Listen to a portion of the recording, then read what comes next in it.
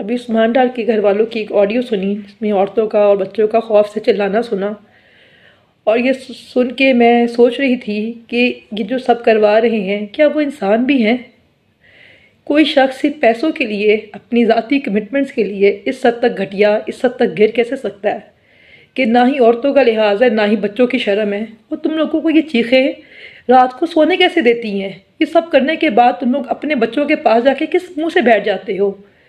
یہ مجھے اب تک یہ بات سمجھ نہیں آ رہی ہے کہ کوئی انسان ذاتی کمٹمنٹس کے لیے، دنیاوی فائدے کے لیے اس حد تک گھٹیا کیسے ہو سکتا ہے؟ لعنت ہے تم سب کی پیدائش کے اوپر جو غیر قانونی حکم مان کے اپنی ہی قوم کی ماں بہن بیٹیوں پر ظلم کر رہے ہو۔ تم لوگ تو انسان بھی کرانے کے لائق نہیں ہو، اور کسی غلط فہمی کا شکار مت ہونا۔ یہ جو آج یہ آنسو ہے نا، یہ خوف کے آنسو نہیں ہے۔ خوف تو بہت پہلے کا ختم ہو گیا ہوا ہے۔ اب تو یہ نفرت کے آنسو ہیں، یہ تو حیرت کے آنسو ہیں کہ کسی ماں نے تم جیسے بغیر پیدا کیے ہیں جن کو عورتوں کی شرم بھی نہیں ہے، نہ بچوں کا لحاظ ہے۔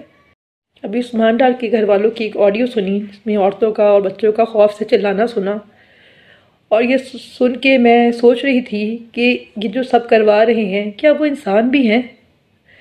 کوئی شخص صرف پیسوں کے لیے، اپنی ذاتی کمٹمنٹس کے لیے اس حد تک گھٹیا، اس حد تک گر کیسے سکتا ہے کہ نہ ہی عورتوں کا لحاظ ہے، نہ ہی بچوں کی شرم ہے، اور تم لوگوں کو یہ چیخیں رات کو سونے کیسے دیتی ہیں؟ یہ سب کرنے کے بعد تم لوگ اپنے بچوں کے پاس جا کے کس منہ سے بیٹھ جاتے ہو؟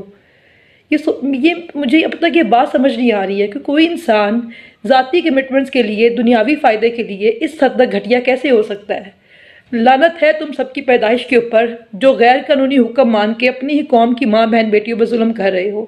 تم لوگ تو انسان بھی کرانے کے لائق نہیں ہو، اور کسی غلط فہمی کا شکار مت ہونا۔ یہ جو آج یہ آنسو ہے نا، یہ خوف کے آنسو نہیں ہے۔